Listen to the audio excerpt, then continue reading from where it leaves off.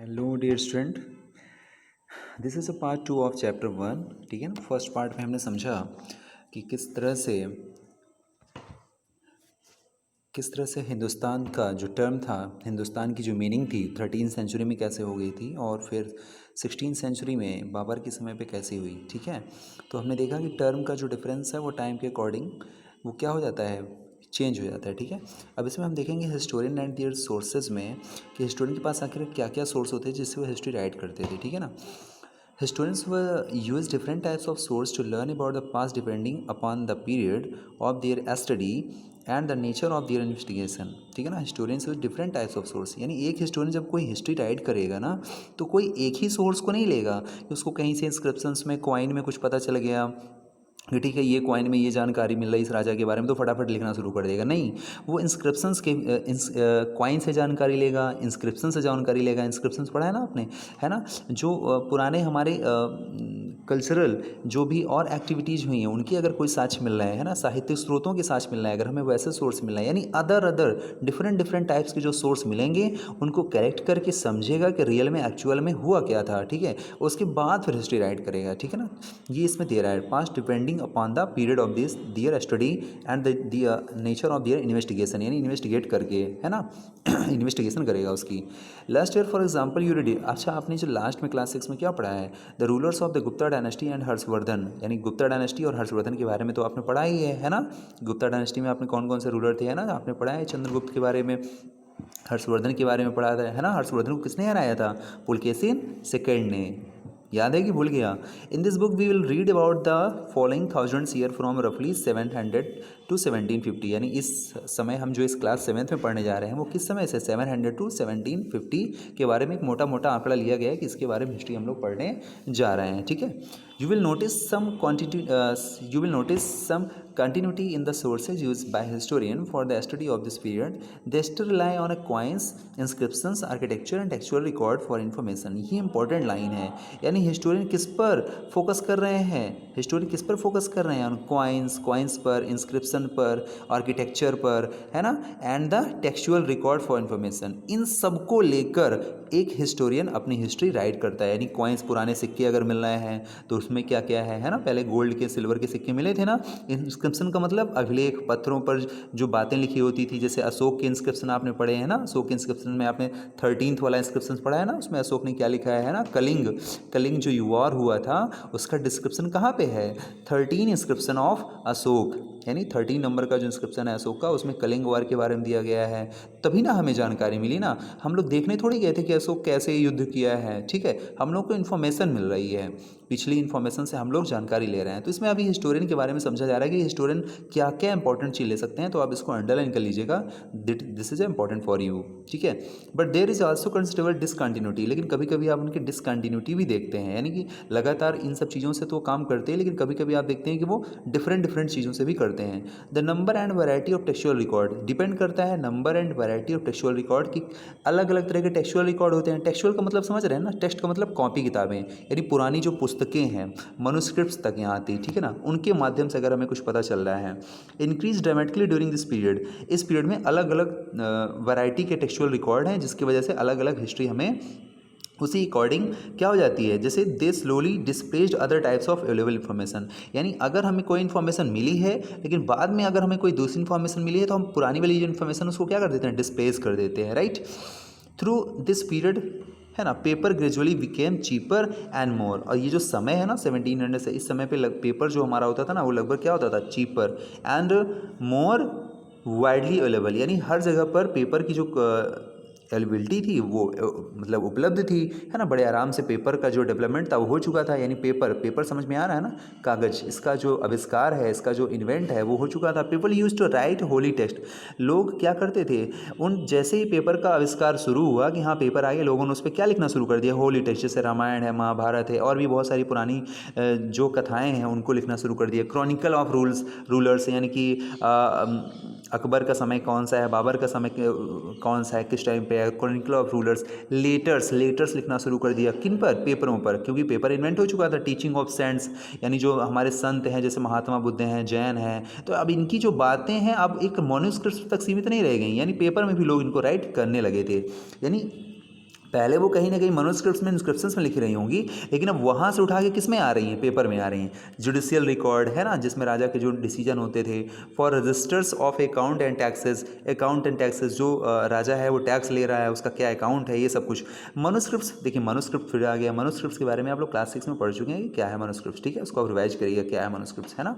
पत्तों पर, है ना, कहीं पर भी जो एक पाम लीव्स होती थी ना, उस पर हम लोग क्या करते थे, कुछ ना कुछ राइट करते थे। दैट वर अ वेरी, आप कह सकते हैं कि एक डिफ़िकल्ट टास्क था, बट कुछ प्रॉब्लम था नहीं हमारे पास, है ना, आइडिया नहीं था हमारे पास, तो हम लोग उन्हीं में राइट करते थे। इसके बाद फिर इंस्क्रिप्शन आ गया। इंस्क्रिप्शन जब डेवलप हो गया तो हम लोग पत्थरों पर राइट करने लगे, तो वो थोड़ा सा ज़्यादा स्ट्रॉन्ग था मनुस्क्रिप्ट के कंपेयर में।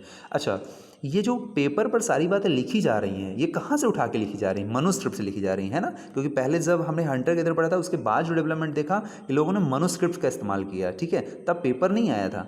तो ये जो भी इन्फॉर्मेशन हिस्टोरियन को मिलेगी वो कहाँ से मिल रही है, मनुस्क्रिप्ट से भी मिल रही है। तो manuscripts were collected by wealthy people, जितने भी वेल्दी पीपल थे, जो धनी लोग थे, उन्हीं के पास सुरक्षित रह पाएगा, है ना। रूलर्स थे, राजाओं के पास, उनके राजमहल में हो सकता है। मोनास्ट्रीज, जो मठ हैं, जहाँ पर जो बौद्ध मठ बने हुए हैं, है ना, जैन बने हुए मोनास्ट्रीज, वहाँ पर कुछ मनुस्क्रिप्ट्स मिल सकती है, वो सुरक्षित रखते हैं पुरानी चीज़ों को। टेम्पल्स पर हम जाएंगे, दीवारों पर कुछ ना कुछ बातें मान लीजिए लिखी हैं। They were placed in libraries and archives, तो ये जितनी भी हैं अब इनको कहाँ प्लेस कर दिया गया है, लाइब्रेरी एंड आर्काइव में प्लेस कर दिया गया है। आर्काइव क्या होता है बेटा, अब जैसे लाइब्रेरी जानते हैं ना, लाइब्रेरी में क्या होती हैं, पुरानी पुरानी बुक्स का स्टोरेज होता है ना, वैसे ही आर्काइव क्या होता है, आर्काइव भी आपका एक बिल्डिंग है, एक ऐसी बिल्डिंग जहाँ पर पुरानी पुरानी चीज़ों को रखा जाता है। देखिए इसमें आर्काइव के बारे में दिया गया है, आप इसको पढ़ लीजिएगा यहाँ से, ठीक है ना। Place where documents and manuscripts are stored, एक ऐसा प्लेस जहाँ पर डॉक्यूमेंट्स और मनुस्क्रिप्ट्स को क्या किया जाता है, स्टोर किया जाता है, ठीक है। दिल्ली में आपका एक बहुत ही इंपॉर्टेंट आर्काइव बना हुआ है, ठीक है। These manuscripts and documents provided lot, ये मनुस्क्रिप्ट्स जो क्या होती हैं and documents provide a lot of detail information, यानी इनसे हमें बहुत ज़्यादा पुरानी जानकारी मिल जाती है, पुरानी इन्फॉर्मेशन, है ना, टू द हिस्टोरियन के लिए। But they are also difficult to use, लेकिन उसको यूज करना बहुत टफ का टास्क था। क्यों? क्योंकि there was no printing press on those days, उस समय प्रिंटिंग प्रेस डेवलप नहीं हुआ था। तो लोग करते क्या थे भाई, पाम में लिखा हुआ है तो वो जाके डिस्ट्रॉय भी तो हो जाता था ना, ठीक है ना, वो ख़राब भी तो हो सकता था। सो स्क्राइब्स कॉपीड मनुस्क्रिप्ट्स बाय हैंड, तो जो स्क्राइब्स थे, जो पहले के राइटर होते थे, विद्वान होते थे, वो मनुस्क्रिप्ट्स, मान लीजिए पहले से कोई उनको मनुस्क्रिप्ट्स मिल गई है, ठीक है, कोई बहुत सारे पाम मिले हुए हैं, तो वो स्क्राइब्स करते क्या थे, उन्हीं पाम को देख देख कर कि इसमें क्या रिटर्न है, उसको एक नई कॉपी में, एक न्यू कॉपी में उसको राइट करते थे जल्दी जल्दी, है ना, जिससे कि ये डिस्ट्रॉय होने के बाद हमें यहाँ से भी सुरक्षित मिल सके, ठीक है। इस वजह से क्योंकि उसको सेव करना चाहते थे, जैसे होता है ना आप लोग कंप्यूटर पर अपना डेटा लेते हो, बैकअप लेते हो कि कहीं लॉस्ट ना हो जाए, वैसे ही स्क्राइब्स का काम ये था कि स्क्राइब जो थे कॉपीड मनुस्क्रिप्ट्स बाय हैंड, यानी मनुस्क्रिप्ट्स को देख देख कर उसकी कॉपी कर लेते थे, लिख लेते कि इसमें क्या बातें लिखी हैं। If you have a copied friends homework, अच्छा एग्जाम्पल दे रहे हैं कि अगर आप अपने फ्रेंड्स की जो अच्छा इसमें प्रॉब्लम क्या आ रही थी, कॉपी तो कर रहे थे, अच्छी बात थी, जैसे आप अपने फ्रेंड्स की होमवर्क की कॉपी लेते हो, आप भले ही जो लिखा है उसने आप लिखते हो, लेकिन फिर भी आप उसकी राइटिंग में और आपकी राइटिंग में डिफरेंस होता है, और चाह कर भी आप कुछ ना कुछ बातें, थोड़ी बहुत कुछ ना कुछ वर्ड आप गलत लिख जाते हो, जो आप गलत लिख जाते हो अब बस आप उसी को लर्न करने लगते हो, ठीक है, ऐसा पॉसिबल है। तो होता क्या था, जैसे friends homework, you would know that this is not a simple exercise, ये सिंपल एक्सरसाइज नहीं था कि एक दूसरे की कॉपी कर लेना जल्दी जल्दी। Sometimes you can not read your friends hand writing and force to guess, आप गेस कर नहीं कर पाते हो कि इसने क्या क्या लिखा है, कुछ कुछ वर्ड आपको अपने फ्रेंड के समझ में नहीं आते हैं, व्हाट इज रिटन, इसने क्या लिखा है। एज अ रिजल्ट क्या होता है, there are small but significant difference in your copy of your friends पर, यानी आपकी कॉपी में और आपके फ्रेंड्स की कॉपी में बहुत नहीं लेकिन थोड़ा थोड़ा डिफरेंस तो आ ही जाता है, ठीक है। सेम प्रॉब्लम इस समय स्क्राइब्स को भी हो रही थी, यानी मनुस्क्रिप्ट्स को देख देख कर राइट तो कर रहे थे, लेकिन बहुत सारी चीज़ें उनको समझ में नहीं आ रही थी, और उन्होंने जो राइट कर दिया, जो आगे वाला हिस्टोरियन आएगा वो उसी को सही समझ लेगा, फिर उस हिस्टोरियन की बातें जो आगे वाला हिस्टोरियन आएगा वो उसको ऐसे समझ लेगा। बात समझ में आ रही है ना, इस तरह से हम लोग हैंडओवर करते हुए चले आए हैं, तब आज हमारे पास ये डेटा मिल रहा है। बात समझ में आ रही है। तो मनुस्क्रिप्ट्स में भी क्या होता था, कॉपीइंग इज समव्हाट सिमिलर, मनुस्क्रिप्ट्स की जो कॉपी थी कुछ हद तक मतलब सिमिलर ही होती थी, लेकिन as a scribes copied manuscripts, चूंकि स्क्राइब्स ने मनुस्क्रिप्ट्स को कॉपी किया हुआ था, they also introduce a small changes, क्योंकि थोड़ा थोड़ा उसमें चेंज हमें दिखते ही थे। A word here, sentence here, जैसे आपकी कॉपी का एग्जाम्पल बताया मैंने, है ना, these small difference grew over the centuries copying until manuscripts, और ये जो छोटे छोटे डिफरेंस थे ना, ये आगे चल के प्रॉब्लम क्रिएट कर देते हैं। क्यों? क्योंकि इससे हमारी हिस्ट्री थोड़ा बहुत हमें बदली हुई लगेगी, समझ में आ रहा है ना, हम कुछ हुआ कुछ और था, हम कुछ और समझ रहे हैं थोड़ा थोड़ा, ठीक है, तो डिफरेंस आ जाता है।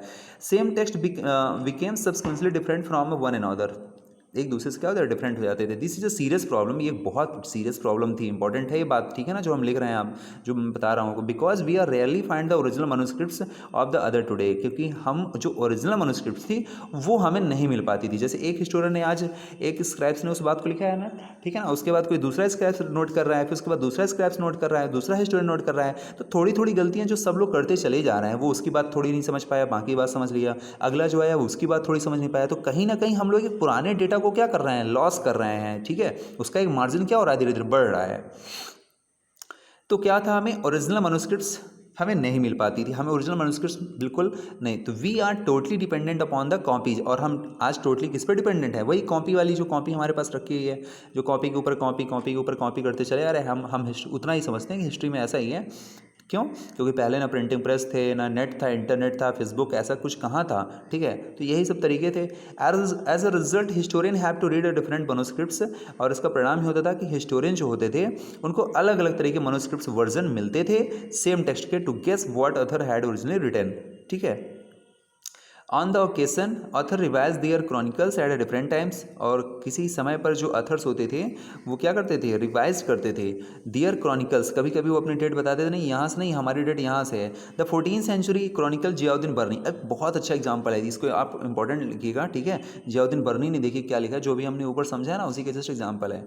जियाउद्दीन बर्नी एक राइटर थे, उन्होंने road his Chronicle first in 1356, उन्होंने अपना एक क्रॉनिकल्स लिखा, उन्होंने एक बात लिखी 1356 में, एंड अनदर वर्जन, जब जियाउद्दीन बर्नी नहीं रहे उसके बाद 2 साल बाद, the two differ from each other, but historian did not knew about the expanse of the first version until 1960, यानी जियाउद्दीन बर्नी की जो बात थी 1356 में, वो लगभग कुछ ही सालों बाद, 2 साल बाद वही मैटर है, लेकिन उसमें क्या हो जाता है, उन दोनों में बहुत डिफरेंस हो जाता है, यानी जो पुराना जो मैटर लिखा गया था, जियाउद्दीन बर्नी लिखा था, और बाद का जो जियाउद्दीन बर्नी का मैटर है, उन्हीं दोनों में डिफरेंस हो गया है, दोनों जियाउद्दीन बर्नी के, यानी पहले जियाउद्दीन बर्नी ने ठीक है लिख दिया, उसके बाद वो नहीं रहे, अब उन्हीं के मैटर को जब बाद में कॉपी करके नोट किया जा रहा है तो काफ़ी कुछ चेंजेस दिख रहे हैं उसमें, ठीक है, तो ये प्रॉब्लम आ रही थी।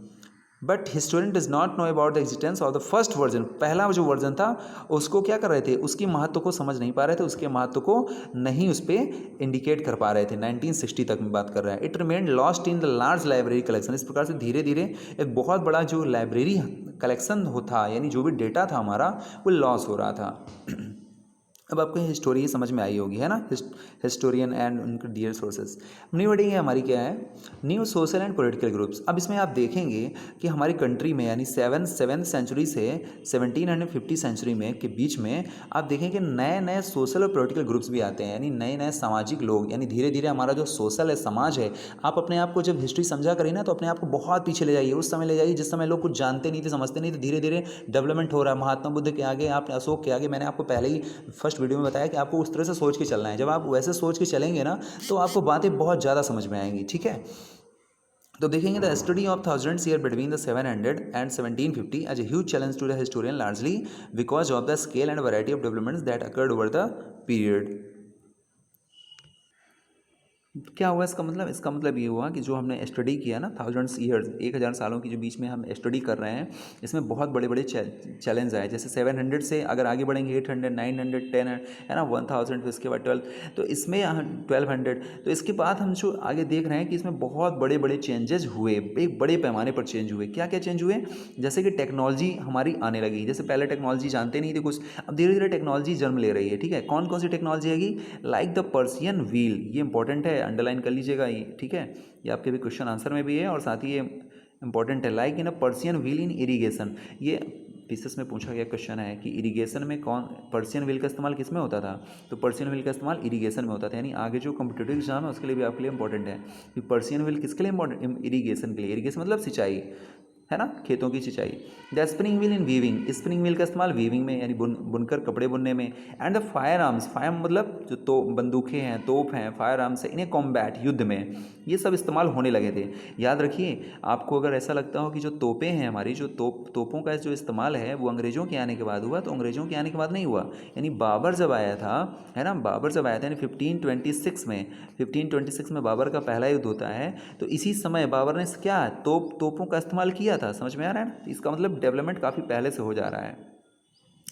देखेंगे fire arms in combat, new foods and beverage arrived in the sub continent. नए नए बेवरेज आ गए थे। बेवरेज का मतलब समझ रहे ना, पेय पदार्थ जैसे चाय है, कॉफ़ी है, ये सब चीज़ लोग जानने लगे थे कि ऐसा ऐसा भी कुछ होता है क्या। Arrived in the sub continent, हमारे सब कॉन्टिनेंट में आ गया था। यानी यूरोप में तो चलो ठीक है, वहाँ सब लोग जान ही रहे थे, लेकिन हमारे सब कॉन्टिनेंट में, इंडियन सब कॉन्टिनेंट में अभी अभी आया ये पोटैटो। अब सोचिए, पोटैटो बाहर की चीज़ है जो हम बड़े उसमें से खा लेते हैं। कॉर्न है ना, मक्का, जो चिलीज़, टी एंड कॉफ़ी, ये सब चीज़ बाहर की है। और हम लोग अक्सर क्या करते हैं, जो भी हमारा फास्ट होता है उसमें भी हम लोग ये सब चीज़ें खा लेते हैं, सोचते हैं सब हमारे देश की है ना, इसमें कुछ नहीं होता है, हल्की है। आप देख लीजिए, सब कुछ बाहर का है। Remember that all these innovation, और ये जितने भी इनोवेशन, नई नई खोजें हो रही थी, न्यू टेक्नोलॉजी एंड क्रॉप्स, नई टेक्नोलॉजी और जो फसलें आ रही थी, came along with the people who brought other ideas with them as well as.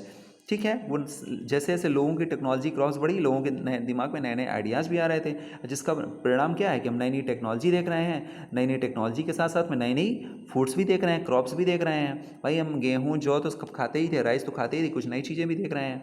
इसका मतलब चेंजेस जो हो रहे हैं, जो आपका चैप्टर का नाम है ट्रेसिंग चेंजेस, तो यही चेंजेस हैं। धीरे धीरे चेंजेस आ रहे हैं आपके बीच में, ठीक है ना। आपके सब कॉन्टेंट में क्या आ रहे हैं, चेंजेस आ रहे हैं। As a result this was a period of economic, political and social and cultural changes. यानी यहाँ पर इकोनॉमिक चेंज भी हो रहा था, यानी लोग धीरे धीरे अब कैसे पैसे कमाने हैं, कैसे अपनी घर की व्यवस्था देखनी है, कैसे हम लोग आगे सर्वाइव कर सकते हैं। पॉलिटिकल यानी धीरे धीरे स्टेट स्ट्रांग हो रहे थे, है ना। सोशल एंड कल्चरल, नई नई जातियाँ बटेंगी अभी, है ना, नए नए कल्चर देखने के लिए भी आपको मिलेंगे। ये आप जस्ट नीचे वाले इस पैराग्राफ्स में देखेंगे।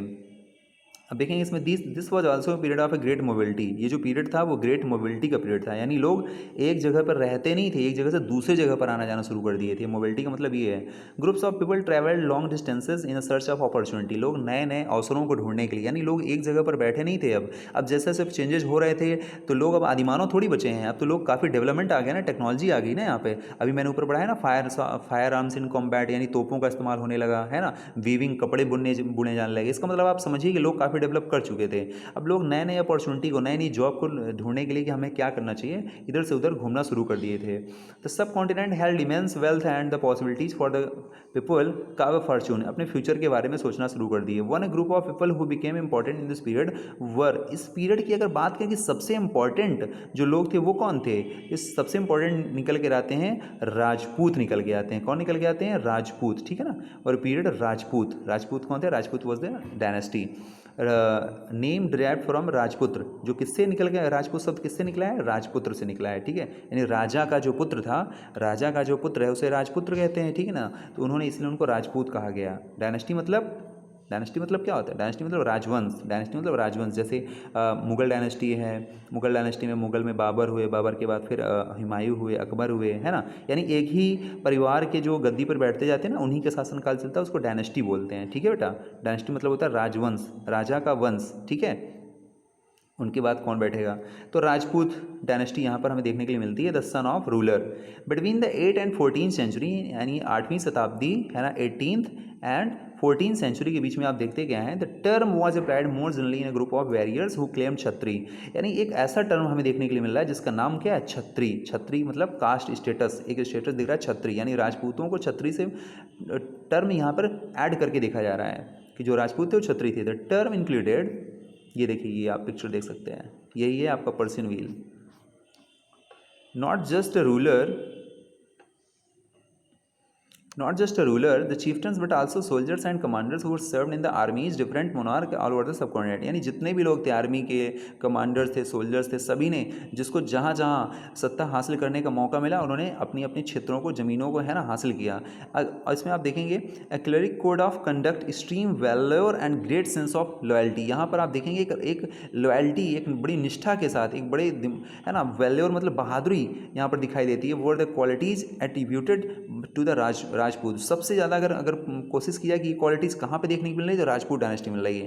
भाई पृथ्वीराज चौहान क्या थे, एक राजपूत ही थे ना। पृथ्वीराज चौहान है, और भी बहुत सारे, उनमें गढ़वाल डायनेस्टी है, वहाँ पे बहुत सारे डायनेस्टी है अभी। बाय दियर पोएट्स, और इनके जो कवि थे, ठीक है ना, राजपूतों के दरबार में राजपूत जो राजा होते थे, इनके जो कवि होते थे ना, कवि मतलब पोएट्स, वो राजा का गुणगान करते थे। आपने रामायण महाभारत में देखा होगा, है ना, टीवी में देखे होंगे कि जो कवि होते हैं वो किसकी गुणगान करते हैं, जो राजा होता है उसी गुणगान करते हैं। तभी तो राजा उनको कुछ ना कुछ उपहार स्वरूप में, गिफ्ट में देता है, खुश हो जाते हैं। तो देखिए अब यहाँ से अब आपको एक न्यू चीज़ देखने के लिए मिल रही है। न्यू थिंग्स ये कि poets and bards other group of people such as, अच्छा दूसरे जो ग्रुप थे वो मराठा थे, सिख थे, जाट थे, अहोम थे, कायस्थ थे। ये भी नाम याद कर लीजिए, इनका भी अस्तित्व देखने के लिए मिलता है। मराठा कहाँ देखने के लिए मिलते हैं? मराठा आपको महाराष्ट्र क्षेत्र में चले जाइए, सिख इधर पंजाब की तरफ मिल जाइए, जाट इधर आपके नॉर्थ साइड में ही देखने के लिए मिल जाते हैं, अहोम एंड कायस्थ, इस तरह से आपको अलग अलग जो ग्रुप हैं वो देखने के लिए मिलते हैं। आल्सो यूज अपॉर्चुनिटीज़, ये सभी लोगों ने, इनको जो जो अपॉर्चुनिटीज़ मिली इन्होंने अपने अपनी सत्ता को हासिल किया। यानी मराठा महाराष्ट्र में गए तो ये वहाँ महाराष्ट्र क्षेत्र में अपना कब्जा कर लिए, सिख इधर पंजाब तरफ कर लिए। यानी ये जो समय है ये एक सत्ता का समय है कि यहाँ पर ज़्यादा से ज़्यादा लोग जिनको भी जो भी क्षेत्र मिल रहे हैं वो उन पर कब्जा किए ले रहे हैं, ठीक है ना, और उनको इस नाम से हम जान रहे हैं। नेक्स्ट में देखिए हैबिटेट का मतलब पढ़ लीजिएगा, क्या है हैबिटेट में? हैबिटेट मतलब जो निवासी होते हैं, जिस क्षेत्र में रहते हैं उसी क्षेत्र के हो जाते हैं, वहाँ के हर तरह के कल्चर को फॉलो करते हैं। Throughout this period there was a gradual clearing of forest. अच्छा अब ये जो समय चल रहा था, अब जब नए नए राजाओं का उधर हो रहा, मराठा है, सिख हैं, जाट हैं, अहोम डायनेस्टी अभी हम आगे पढ़ाएंगे आपको कायस्थ अगले चैप्टर में, कायस्थ, ये सब जो डायनेस्टीज अलग अलग आ रही हैं, राजपूत आ रहे हैं, तो जब राज्य बनाएंगे तो जंगलों को तो काटेंगे ही ना। जिस पृथ्वीराज चौहान के मैंने एग्जाम्पल बताया, ऐसे राजपूत है ना। मराठा में भी हम पढ़ेंगे, शिवाजी के बारे में आगे पढ़ते हैं मराठों में, है ना। सिख के बारे में हम पढ़ते हैं, इधर गुरु गोविंद सिंह के बारे में पढ़ते हैं। तो यही सब धीरे धीरे अभी इनका जन्म हो रहा है, ठीक है ना, ये डायनेस्टीज़ का जन्म हो रहा है। अभी इनमें आगे हम देखेंगे कुछ कौन कौन से महत्वपूर्ण जो राजा हुए हैं, जो फेमस होते हैं, उनके बारे में ही आगे पढ़ा जाता है। अच्छा जब ये राज्य बनाना शुरू किए तो इन्होंने सबसे पहले क्या किया, जो फॉरेस्ट थे उनको काटना शुरू किया। Throughout this period there was gradual clearing forest and extension of agriculture. Agriculture को बढ़ावा मिला, यानी खेती किसानी, यानी लोग जनसंख्या बढ़ रही है तो एग्रीकल्चर, खेती करेंगे तभी तो कुछ खाए पिएंगे ना। And change faster and more complete in the some areas in other area. Change in their habitat force many forest dweller, जो भी जंगलों में रहने वाले लोग थे, टू माइग्रेट। वो जब ये लोग आके जंगलों को साफ करने लगे तो जो जंगल में पहले से लोग रहते थे, है ना, जो दिख रहते थे, ये जो ट्राइब्स रहते थे ना, ट्राइब्स जो जनजातियाँ हैं, ये लोग वहाँ से माइग्रेट करना शुरू कर दिए। माइग्रेट मतलब एक स्थान से दूसरे स्थान छोड़कर जाना शुरू कर दिए, भाई उन्होंने डिस्टर्ब किया। Other started tilling the land, और दूसरे लोगों ने जो ज़मीन की खुदाई करना शुरू किया, एंड द बिकेम पिजेंट्स, वो क्या हो गए, वो किसान हो गए, ठीक है ना। Other started tilling and the land and became the peasants, यानी जो ज़मीन की खुदाई करके एग्रीकल्चर करने लगे उनको पिजेंट्स बोलते हैं। पिजेंट्स मतलब farmer. These new peasants group gradually began to be influenced by the regional markets, chieftains, priests, monasteries and temples। ये जो नए नए जो किसान देखने के लिए मिल रहे हैं, किसानों का जो समूह देखने के मिल रहा है, began to be influenced, ये प्रभावित हुआ किनके द्वारा, जो क्षेत्रीय मार्केट स्थापित हुई, चिफ्टेन, प्रीस्ट मतलब पुरोहित, है ना, चिफ्टेन मतलब मुखिया, मोनास्ट्रीज यानी बौद्धिक मठ जो टेम्पल थे, इनसे प्रभावित हुए। इससे प्रभावित क्यों हुए भाई, जहाँ टेम्पल होगा वहीं पे आसपास में रहेंगे, जो मोनास्ट्रीज होगी उसी के आसपास रहेंगे, उसी के हिसाब से काम करेंगे, है ना। जो प्रीस्ट हैं, पुरोहित हैं, they became the part of a large complex society, यानी वो कहीं ना कहीं एक बड़ी सी सोसाइटी का पार्ट हो रहे थे। यानी जो किसान है वो किसी बड़ी बड़ी सोसाइटीज़ के पार्ट हो रहे थे। एक कॉम्प्लेक्स मतलब मिली जुली सोसाइटी। एंड वो रिक्वायर टू पे टैक्स, और ये जो किसान हैं बाद में इनको जितने भी गाँव में ये लोग रहते थे, इनसे क्या सपोज किया गया, इनसे ये सपोज किया गया कि भाई हम तो राजा हैं और आप हमें क्या देंगे, टैक्स देंगे। तो उनसे टैक्स पे करने के बारे में भी सोचा गया कि अब आपका काम है टैक्स देना, तभी तो हम अपने यहाँ के सैनिक रखेंगे, है ना, तभी तो हम डेवलप कर पाएंगे। And offer good and services to local lords, और कहा कि आप हमें, हम लोकल लॉर्ड्स हैं, हम आपके स्वामी हैं, इसलिए आप हमें जो भी आपके यहाँ सामान हो रहा है ना एग्रीकल्चर में, जो कुछ भी गेहूँ अनाज चावल जो कुछ भी आप पैदा कर रहे हैं, वो आप हमें क्या करेंगे, आप हमें देंगे, गिफ्ट स्वरूप देंगे, ठीक है ना। एज अ रिजल्ट, परिणाम स्वरूप significant economic and social differences emerge, और इससे धीरे धीरे क्या हुआ, सोशल डिफरेंस आना शुरू हो गया। यानी कुछ बड़े होने लगे, रिच होने लगे, कुछ पुअर पीपल होने लगे, है ना। Social difference emerged among the peasants, peasants के बीच में भी आ गया। कुछ पिजेंट्स क्या हुए, सम पॉस्ट मोर प्रोडक्टिव लैंड, कुछ जो किसान हैं उनको बहुत ही अच्छे लैंड मिले जहाँ से खेती बढ़िया होती थी। अदर आल्सो केप्ट कैटल, लेकिन दूसरे जो लोग थे वो क्या करने लगे, वो पशुपालन करने लगे, है ना, कैटल जानवरों को पालने लगे, है ना। Some combined artisans work with agriculture activity during the lean season, और कुछ जो एग्रीकल्चर एक्टिविटी में थे वो आर्ट में, है ना। As a society became more differentiated, और इस तरह से सोसाइटी में क्या हुआ, डिफ्रेंशिएटेड हो गया, यानी कि अंतर होने लगा। कुछ लोग पुअर, कुछ लोग, है ना, रिच, इस तरह से सोसाइटी में क्या होने लगा, डिफरेंस दिखने लगा हमें, राइट। तो अब इसमें डिफरेंस दिखने लगा है हमें। तो पीपल वर ग्रुप्ड इनटू जातीज, तो जो लोग थे वो जातियों में बंटना शुरू हो गए। अब देखिए, अभी तक आपने हिस्ट्री में जातियों के बारे में नहीं पढ़ा, क्लास 6 में नहीं पढ़ा, अब यहाँ से जातियाँ समझ रहे हैं ना आप लोग, किस जात के हैं, ये सब कास्ट, ये जात का मतलब क्या होता है, सब कास्ट, यानी आपकी कास्ट से छोटी आप किस कास्ट के, जैसे ब्राह्मण क्षत्रिय, ब्राह्मणों में भी आप कैसे हैं। And ranked on the basis on their background, उसके बैकग्राउंड के आधार पर क्या हुआ, उसको व्यवसाय मिलने लगा, ऑक्यूपेशन। जैसे आप पूजा पाठ का काम कर रहे हैं तो ठीक है आप ब्राह्मण ब्राह्मण हैं, इस तरह से, है ना। आप सेवा कर रहे हैं तो आप क्षत्रिय, चलिए सैनिक में हो जाइए, है ना, राजा के पार्ट में हो जाइए। आप बिजनेस कर रहे हैं तो चलिए आप व्यापारी हो जाइए, है ना। Ranks were not fix permanently, लेकिन इसमें ये था कि रैंक्स जो थी वो परमानेंटली फिक्स नहीं थी। यानी कोई ब्राह्मण है तो जरूरी नहीं कि वो ब्राह्मण बना रहेगा। अगर उसने काम गलत किया है तो वो नीचे, अगर उसका काम दूसरा है, वो व्यापार करने का काम कर रहा है, तो वो कहाँ जाएगा, वैश्य में आ जाएगा। देखिए 4 ग्रुप्स थे, मैं आपको बता दूं, ब्राह्मण, है ना, सेकेंड आपका क्षत्रिय और वैश्य और शूद्र, यानी ये 4 पार्ट्स में हमारा जो सोसाइटी था वो डिवाइड था। ब्राह्मणों का काम क्या होता था, ब्राह्मणों का काम होता था समाज में पूजा पाठ करना, है ना, शिक्षा देना। जो राजा के बच्चे होते थे वो जाके उनसे शिक्षा लेते थे, गुरु होते थे, ठीक है। क्षत्रिय जो होते थे वो राजा होते थे या सैनिक होते थे, है ना, राज्य की सेवा करते थे। और हमारा जो वैश्य है, जो वैश्य का काम क्या होता था, मार्केटिंग करना, व्यापार करना, बिजनेस करना, यानी मार्केट लगाना, इनका काम होता था। और लास्ट में जो सबसे निचले कास्ट के जिनको काउंट किया था वो शूद्र उनको बोला गया। क्या बोला गया, शूद्र। शूद्र का मतलब यानी शूद्र सभी की सेवा करेंगे, ब्राह्मणों की सेवा करेंगे, क्षत्रियों की सेवा करेंगे और वैश्यों की सेवा करेंगे। यानी कि इनके कार्य में जो भी बाधा पहुंचेगी जाके उनकी हेल्पर की तरह काम करेंगे। तो इस तरह से पार्ट्स में डिवाइड हो गया था, ठीक है ना। और उनमें भी जातियाँ, उनमें भी हम देख रहे हैं कि जातियाँ, the status of same jati could vary from the area to area. यानी आप देखेंगे कि इस जात के लोग इस एरिया में कुछ और काम कर रहे हैं और इस जात के लोग उस एरिया में कुछ और काम कर रहे हैं, ठीक है ना। तो status of the same jati could vary from area to area, यानी एरिया टू एरिया उन जातियों का जो स्टेटस था वो बदल रहा था। छोटी छोटी जातियाँ बना लिया था उन्होंने। हालांकि मैंने अभी जो बताया आपको एक बड़ा पार्ट बताया, ये बहुत छोटे पार्ट में जातियों में है। जाति framed their own rules and regulations, जाति जो होती थी वो अपने खुद के नियम रेगुलेशंस बनाती। देखिए ये पूरा पैराग्राफ इंपॉर्टेंट है, इसको तो रट डालिएगा आप। ये जो पूरा पैराग्राफ इंपॉर्टेंट है आपका, ये कई बार एग्जाम में पूछा गया, कंप्लीट आंसर भी होगा शायद, ठीक है, इसको लर्न कर लीजिएगा। Jatis framed their own rules and regulation, jatis क्या करती थी, अपने खुद के नियम कानून बनाती थी, ठीक है ना। To manage the conduct of their members, अपने मेंबर्स को कंडक्ट करने के लिए, चलाने के लिए। भाई आपका कोई ग्रुप है, जैसे पहले कबीला होता था, ग्रुप होता था, तो उनके अपने अलग अलग नियम होते थे, है ना। इस कबीले का नियम अलग है, दूसरे कबीले का नियम अलग होता था, ठीक है। तो वो इस हिसाब से काम करते थे। These regulations were enforced by an assembly of elders, और इनके जो रूल्स रेगुलेशन होते थे वो किसके द्वारा, दीज रेगुलेशंस, इनके जो नियम कानून होते थे वो लागू कौन करता था, जो उस जाति के बड़े लोग होते थे, यानी असेंबली ऑफ एल्डर्स। यानी एक असेंबली होती थी, असेंबली मतलब सभा, जिसके मेंबर होते थे, उनमें जो बड़े बुजुर्ग होते थे ना, उनकी बात मानी जाती थी। Describe the some areas as jati panchayat, कहीं कहीं पर जाति पंचायत भी बैठी हुई। हालांकि ये सब अच्छी चीज़ नहीं थी। हमारे देश में एक जाति आप देख रहे हैं कि पनप रही है ना, जातियों का निर्माण हो रहा है, इससे अच्छी चीज़ नहीं है कंट्री के लिए, है ना।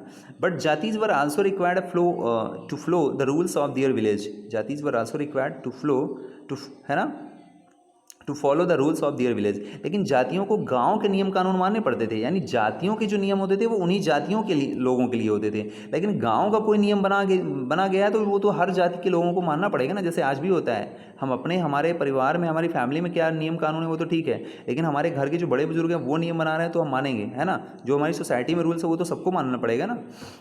हमारे मोहल्ले में क्या रूल है वो अलग चीज़ है, लेकिन जो एक बड़ी सोसाइटी है हमें उसके रूल्स को फॉलो करना पड़ता है। जैसे हमें अपने कंट्री के रूल को फॉलो करना पड़ेगा।